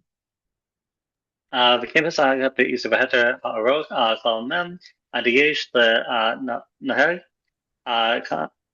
כן אפילו שני אכסניים על ישתו מחוס אחד משום נדבך מאכל שבפיו בחוס אחד לשנו. Good. And there is where it is customary that even if there are two guests that are drinking from one cup, because the pieces of food that get stuck to it, to the cup. Now, that doesn't sound any more like Isura Leica, right? That sounds like actually there's a problem, right? If I'm eating cheese and I put my mouth on the cup and then cheese gets on the cup, and you're eating meat and meat gets on the cup, and now I've got a problem. Or it doesn't have to get on the cup. You're drinking from a cup that has milk on it now. So the earlier source didn't, from the Hasidic Ashkenaz seemed to think that, we don't do this, but it's harchaka. It's not it's not an isur. But here it sounds like it's actually maybe a major problem. So this, by the way, would also come up, not just, I mean, this happens in my life, not just two people eating at the same table, but if, I have a meat meal and I drink some water and I have my cup at the table, and then, 6 hours later, or, we'll talk about this more next week, I go to eat my milchik meal, and can I use the same cup, or do I have to wash it off in between? Should I be concerned that there was meat stuck to my mouth that was on the cup? And I think this kind of gets into that question. So it wouldn't even lav dafka two people at the same meal at the same time. Good. And the last line is something we saw in the Bach already, so we don't need to see that, about maybe that you need both a separation and two cloths to eat on. Okay. Any responses, questions, anything that we're missing about that? Just to keep in the back of your head, another separation, not just putting on the same table, but you can't maybe use the same cup for both, meat and milk. I'm not saying like you can't use the same. In other words, the cup that you use when you're eating one of them cannot be used without maybe at least being washed off when eating the other one. So because there might be a concern that stuff gets stuck to it. Or it might be there's no Isur at all, and it's just, a nice way at the same meal to keep a harchaka. I give both of those as possibilities. So I don't know if Rav Landis wanted to chime in on that or not. He looks very pensive. Oh, sorry, Rav Landis, we can't hear you.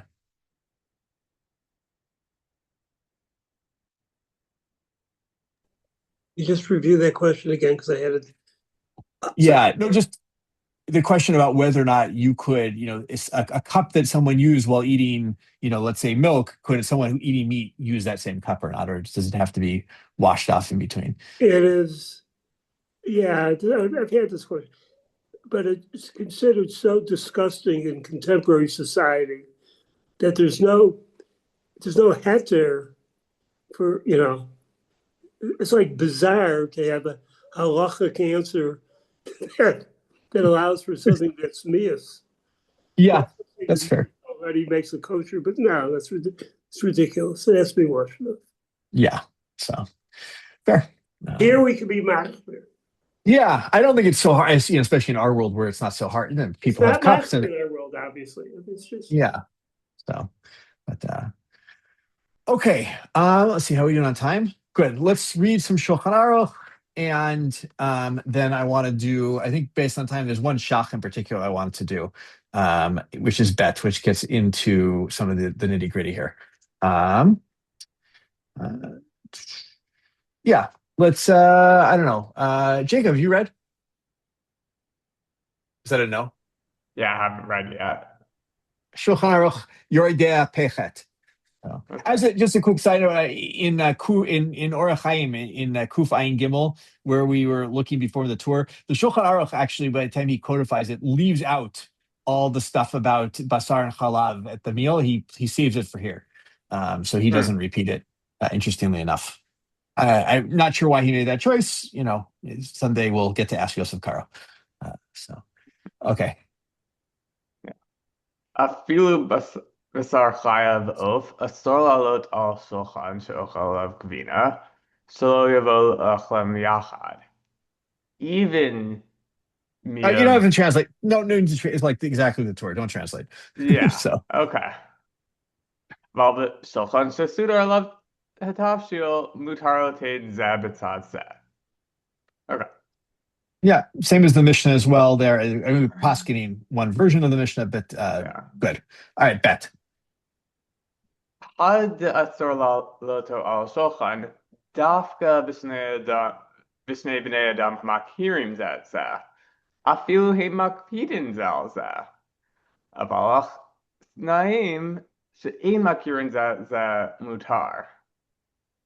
Afilu hamakirim im asu shum heker כגון שכל אחד אוכל מפה שלו, או אפילו אוכלים על מפה אחת ונותנים ביניהם פת לאחר, מותר. Good. Don't translate. I just open question. Who are we posketing like at the end?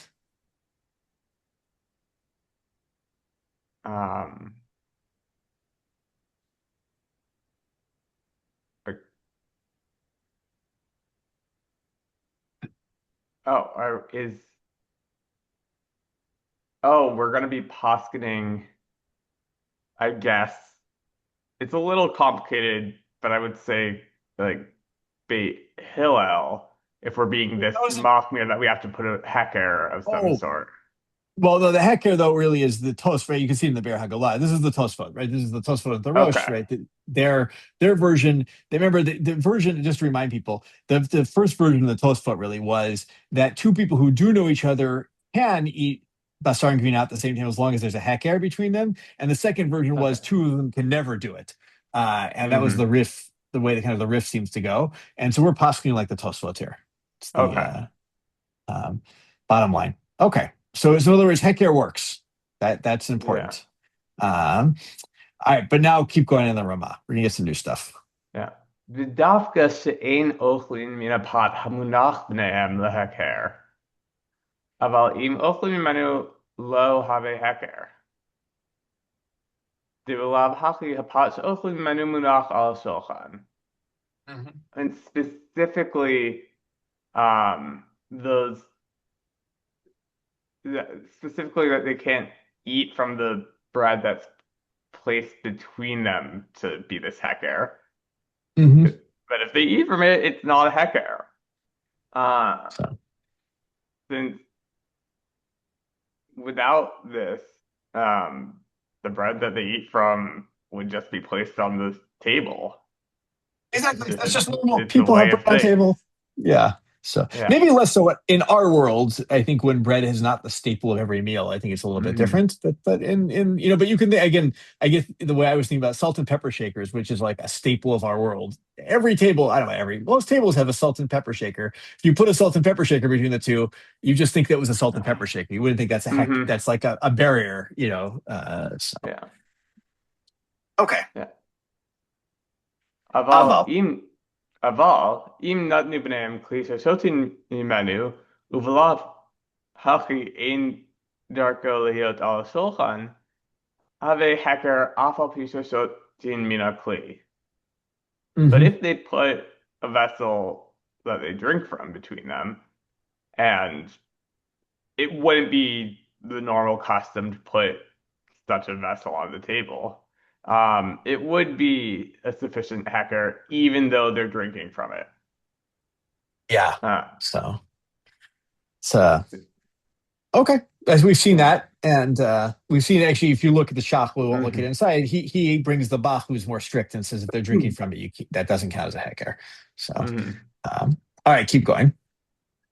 The cholsakein im natnu sam menorah osar devarim shal shulchan dave heker. All the more so if they put menorah on it or candelabra of some sort, or other things on the table, then it certainly would be a heker. Hiram shelo listot mikli achad mishum sha'machal nidbak b'kli. וכל שכן שלא יאכלו מפת אחת. וכן נוהגים לייחד כלי של מלח לכל אחד בפני עצמו. כי לפעמים טובלים במלח ושרו שיעורי מאכל במלח. So, I guess I'll translate this last bit. So we should be accustomed to designate like a almost bowl of salt for each person themselves, because sometimes people dip their food in salt and parts of the food remain in the salt, and then you can have someone dipping meat into some salt that there's already cheese in or something like that. What about hummus? Exactly. What about hummus? What about hummus? I think it would be the same thing, right? Yeah. What about if you had hummus at a fleshik meal? Now you want to have it at a milchik meal. Yeah, is what you'd have to. Ideally, you would take it out a day later. If you have leftover hummus from a day ago, and you ate it at a fleshik meal. Now you're going to eat that hummus on a milchik meal. Maybe there's bits of fleshik in it. Yeah. No, I think this is important, right? If you are going to have a dip of any sort, right? If you're going to eat it with something that's not parv, so milchik or fleshik, you should not. You should have a separate container. You scoop it out and put it in a separate container. Here we're talking even with bread, which is parv. Yeah. Oh no, yeah. I mean, no, not the bread. It's you were talking about the bread is parv, but you can't eat the bread with the fingers from a milk meal and then the same fingers from a meat meal, or the same thing with the salt container, right? The food, we're worried about fingers, right? Yeah. So, and yeah, your fingers. This is a world, of course, where you are eating with your hands. Although we eat with our hands too, and you might stick it in the salt, or you might stick it in the bread, and then you can have a mixture of meat and milk. So, yeah. One thing that is helpful at my table is that because I'm gluten-free, we just encourage people not to like dip anything in and just scoop out. Yeah. So, I mean, this is an important. We'll see actually when we get to next week. We'll probably see like some of the things about oath and gvina, about what's the word the Gemara uses? Afkiron or something that you can eat between the two. You don't have to check your hands. Afikoran, that's it. Yeah, afikoran, right? You don't have to check your hands between the two. But there is like this idea of like, be very careful when you stick is something that's going to be used as part. It's going to be used for both meat and milk. Like, make sure what touches it directly isn't the meat or the milk at the end of the day. Be either your hand with meat or milk, or be it the food with meat or milk. If you have a dip and you don't dip in it, you just like have a knife in it or a spoon in it. And everybody's careful to use that spoon and put it on their plate and then put the spoon back, then you could probably use the dip for milchiks and flesheks. Exactly. But if they're not, then you should have it designated. If you're dipping your food directly in it, then we're worried that your hands may have something on them. Yeah. So, okay, good. These are good, like important table manner, rules. How we. And seriously, like how do Jews separate milk and meats, and how do we, where things that you don't think of necessarily, they, making being careful that meat doesn't get in one or milk doesn't get in the other, and that it gets mixed up between the two. So, again, right, this also would, like that's a gezerah on a gezerah, right? Because eating milk and meat together that are not cooked together is a derabanan isur, and yet, and that nonetheless, we say you can't do it. Right? That's not what we practice. So, okay, I wanted to do a bach, which is not bach. Sorry, I wanted to do a shach, not bach at all. Bet in the. So hold on, I got to find it as well. Asur le'alot al shulchan. Okay, let's see. Chico, anybody? Wait, has everyone read? Max, you haven't read? Oh, good. I was saving this one for you too. So go ahead. So this is about just like asur le'alot al shulchan. You can't put basar and gvina on the same table. So, okay. All right. V'nireh dafka basar asur lahalos al hashulchan she'ochel chalav o ibcha mishum de lo bedili in shemine mipnei shekol echad heter bifnei atzmo. So, or aval muter lahalos basar nevela al shulchan she'ochel alav basar kshera. So this only applies to two things that are in and of themselves mutter, but when that's not the case, like when you have kosher meat and treif meat, that's not a problem. So you can sit at Because a that's McDonald's. You can sit at McDonald's with your friend and drink your soda while he's eating a hamburger. Exactly. That's exactly what he's saying.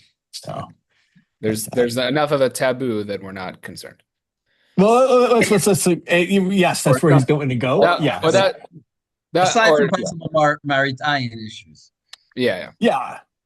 So, but you can sit outside the McDonald's with your friend who's eating the hamburger and you're drinking your soda or something like that. There we go. So, no, I went to a Thanksgiving meal with my family last year, and they don't keep kosher, and we had our kosher stuff, and we, like that.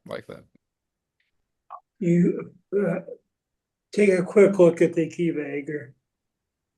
Okay. This is Asur Tel Shulchan. V'lo mahane la'amid etzlo shomer shianiach alav gan hamelech there's gan hamelech ot whatever. Yeah, so it doesn't. You can't put someone looking over your shoulder who's going to keep you from doing this. That doesn't work. So that's amazing.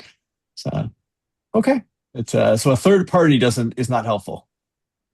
But, what's gan hamelech? Because lo bedili inshem, people just do it, Yeah. Unless you have consciousness. It's a book. Okay. Yeah. So,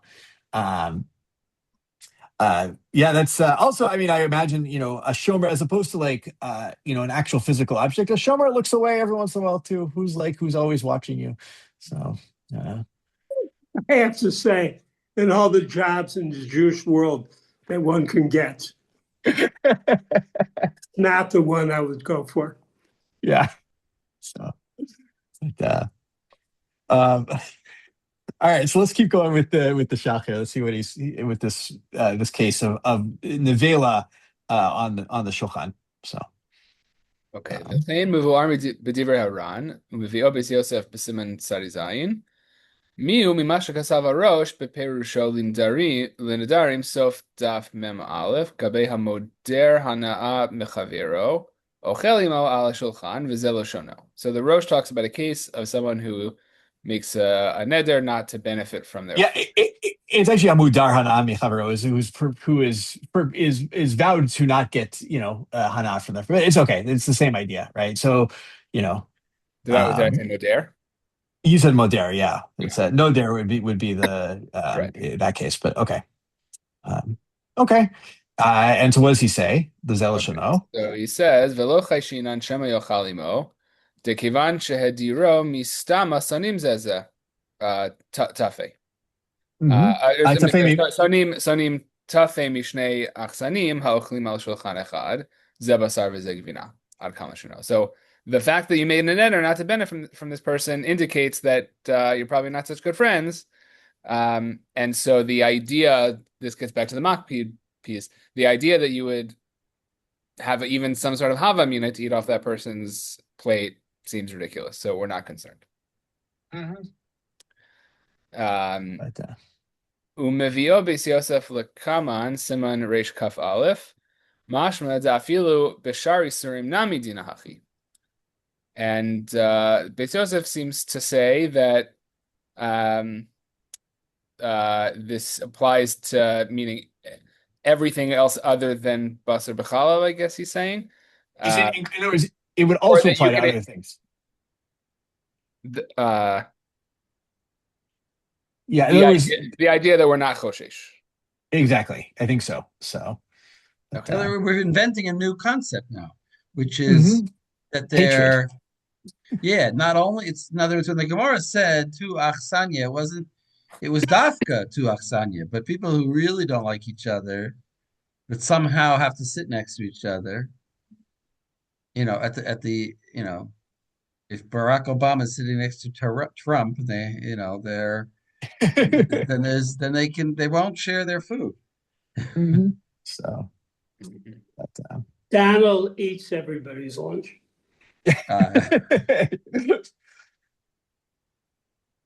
Okay.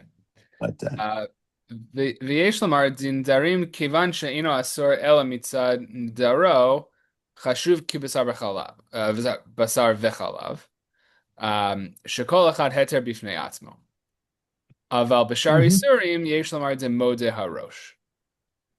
So, I guess, however, Nadarim is actually more like basar and chalav because in both when it comes to Nadarim and to basar v'chalav, it's each one is technically mutter, but it doesn't.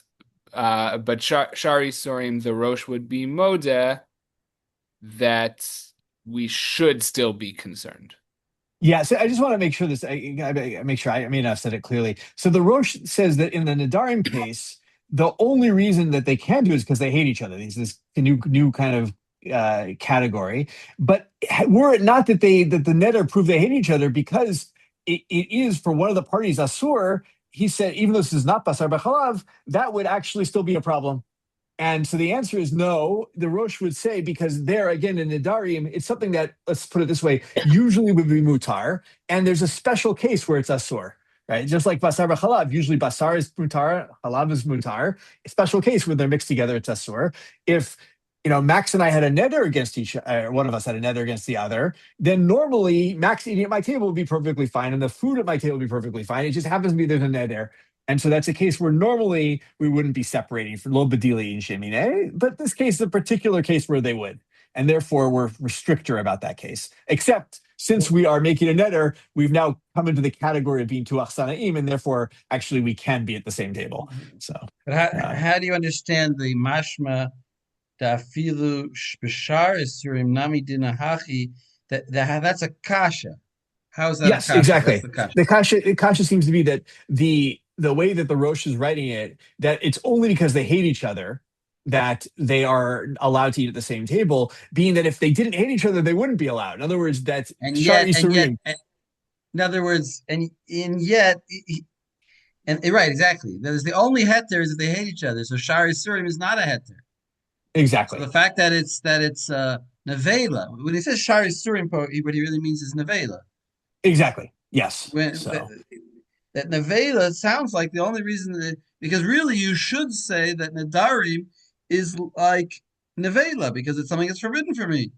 It's something that I'm badil from. It's not something that I normally eat like basar b'chalav. I've forbidden myself from eating it, so it should be considered like a nevela. And yet he still says it's because of the hatred. Let him just say, no, even if I like you, I won't eat it because it's something that I'm normally separating from. And then so that he has to answer it's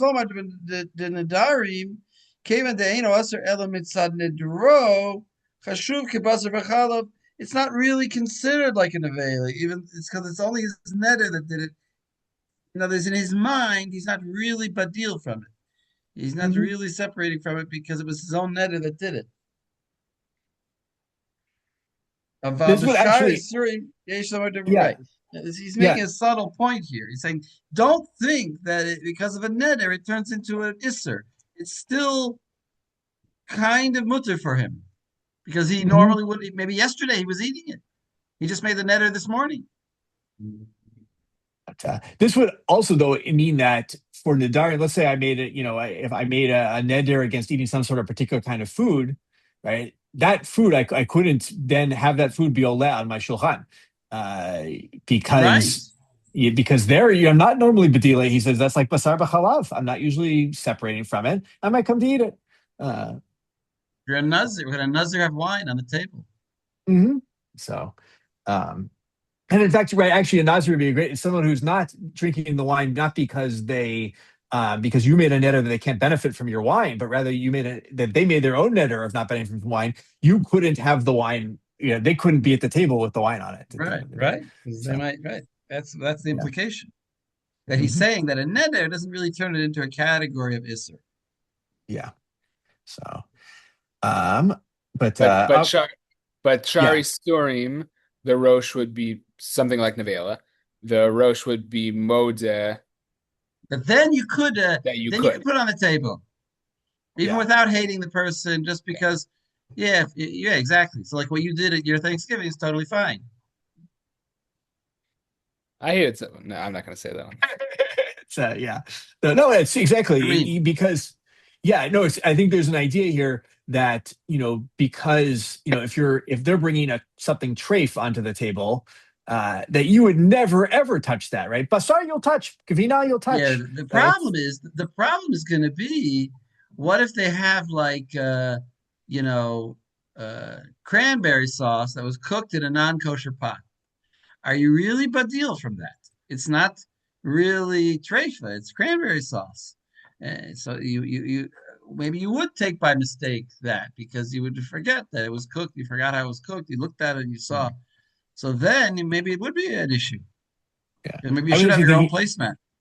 Yeah. I was thinking even further, right? Let's just imagine turkey, right? You just, turkey, there's kosher turkey, there's non-kosher turkey, right? It's in the vela, and then there's shchuta, right? And, you might just not be thinking about it, right? He's like, something that looks just like this is something I eat all the time. Well, but the Rosh is kovea that you are mavdil between nevela. The Rosh and nevela looks just like kosher meat. So he's not talking about pig meat, he's talking about nevela. Yeah, that's fair. So there is some people do recognize that by nevela. The question is, do they recognize it also by something that's like questionably not kosher? Like, you mean like because it's just the kalim and not because of just the thing itself? Maybe, yeah. No, but it's interesting. Yeah, you could imagine. I'm just thinking this out loud. You could imagine for something like that. That's because the truth b'diavad that would be mutar. It's not even just like it's an Easter. Therefore, it's more of a problem. Because it's b'diavad mutar. Therefore, you have to have a hekir, because that's fair. Because you're not so shocked by it. You're not so hesitant. So that's an interesting psak from that. So how are we doing on time? It's let's keep going. Max, do some more. Okay. V'hada kasav Rashba b'tshuva sof siman kuf ayin zayin.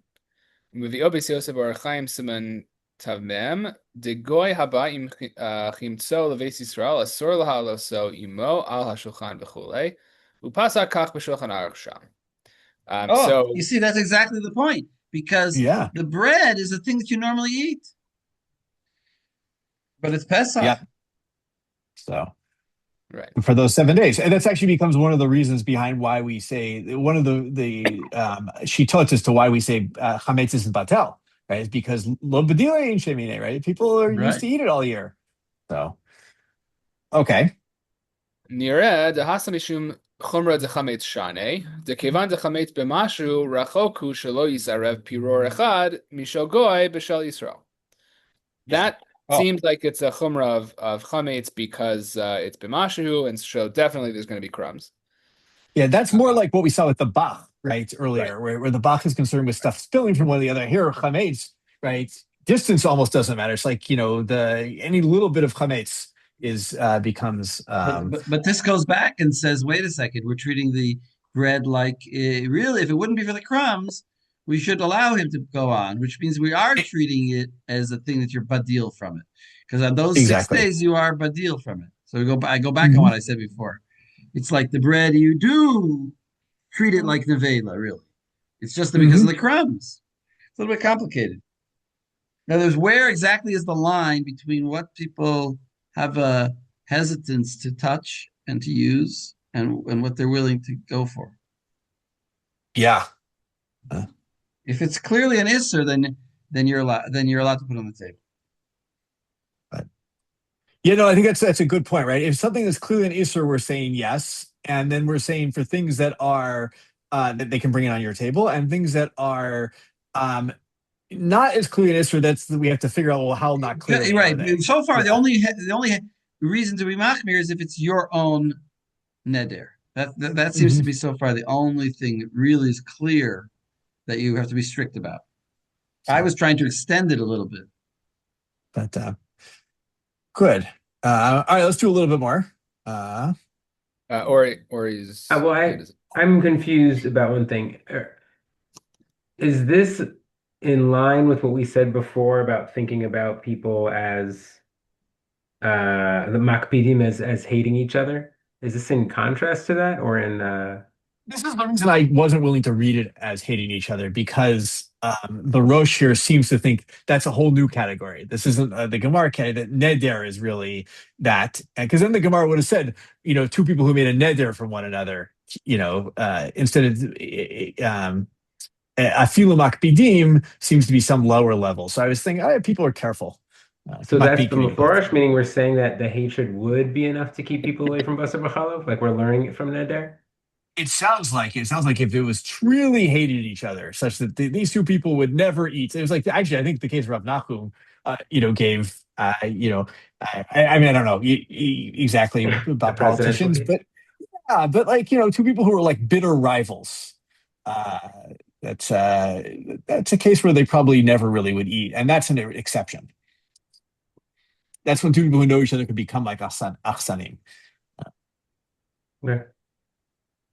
Yeah. May you never have such people in your life. Good. Let's do a little more. All right, the rush. Keep going with the rush, but here. Okay. Teda daha afilu behefsek mapa kasar. Right. The Rashba doesn't think that your mapa prevents crumbs from going from one place to another.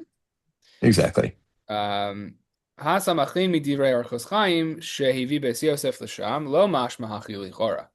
Shkasav sham v'zeloshono. Im rotzeh hagoy le'echol chametz b'veis Yisrael mutter va'afilu al shulchan Yisrael karov hadavar lehatir zeh matzav v'zeh chametz dumya d'shnei achsanim adkan. But the Orchos Chaim, the Beis Yosef brings Orchos Chaim, who thinks that the opposite, the chametz case is fine.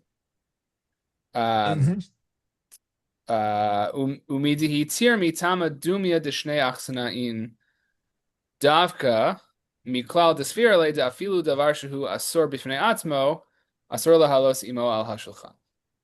Yeah. He didn't permit the matzah. The goy, he permitted him to come into the house, but not to on the same table.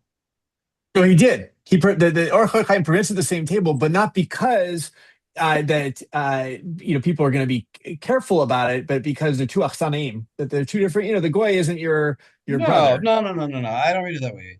He says like this. He says le'echol chametz b'bayit Yisrael mutter. Va'afilu al shulchan Yisrael karov hadavar lahatir zeh matzav v'zeh. He might. It's close to being allowed, but he doesn't say it's allowed. Okay. Dumya d'shnei achsanya. It's similar to it. It's close to being allowed. He doesn't clearly say it's mutter. I understand it's saying it's asur. Oh. Well, you keep going. Well, the spirale. Next, right. Here he says, okay, maybe I'm wrong. The fact that he allows it because it's like to achsanya davka. Michlal desur le dafilu davar shehu asur b'fnei atzmo asur la'alot ima shulchan. In other words, matzah is something that's totally asur. I mean, bread is totally asur. So why didn't he just say it was mutter because it's a isser? So you see that it's also that isserim are not a heter. Okay, fine. The way he reads it is a little bit different than the way I read it, but fine. But he's pushing back against this idea that the heter comes from being an isser. Yeah, but I mean, I'm just going to say we're out of time, but he's going to say he thinks that the Ran actually is right. It's really only basar b'chalav, and that actually chametz on Pesach is a particular thing because number one, everyone eats bread, and second, during the rest of the year, it's mutar. And so this is more like the basar b'chalav case. And therefore don't learn from this that shari yisurim would be asur as well. And therefore shari yisurim, he's going to say, are allowed on the same table as kosher food because you're not going to eat from it. But things that, you are would normally eat, be it bread, he's going to actually talk about also, but goyish bread and chametz on Pesach, those we're not going to allow. So those are particular cases. So basar b'chalav, and then particular things that you normally are, have a heter for, or like people just eat all the time. Those are things we're not going to allow on the same table. But other than that, you can do it. But Nachum, that was your original idea. That the Yeah, bread was dafka a thing that's very grabbable, even on Pesach. Yeah. yeah. That's the whole thing. That's the whole reason. One of the reasons that we're usher in an efila elef, because lo bedili and ishmine, we don't stay away from it. It's a normal thing, right? Good. I think this is a good place to end. Oh, Max, go ahead. No. Well, just at the end of Yeah. the day, he is saying the chametz case is mutter. Does he say it? I can't remember what he says. Does If he? he's holding when he holds by the Ran, the next line about the Ran. Oh yeah, he does. Well, no, but then he says even the Orchot Chaim would agree. He thinks in cases that aren't the chametz case, that the chametz is a particular case, a unique case, right? So, so it's not clear what I don't think it's clear what the Shach holds necessarily there, but I'll look at it again. But but at the end of the day, right? It's just big thing. Milk and meat not on the same table. There are exceptions. Make a heker. It may only be milk and meat. And for next week, I'll send out sources. We're going to do peitet. We're going to do separation between time-wise, because this is separation spatially between basar and chalav. This will be now a temporal separation between basar and chalav. Something that I just want to say, maybe I'll motivate it more next week. I get asked about this a lot from people, and I'm a minor rabbi, but I think people have lots of questions about waiting times between basar and chalav, and so I think it's good for us to really kind of have a strong foundation in it. Of course, I was assigned to teach it, so I want you to I want to do a good job in that sense. All right, Koyach, Joel. You should koyach. Yeah, thank you. Thank you. Very good. Very Thank you. lemaisa. All right. Yeah. Yeah. Yeah.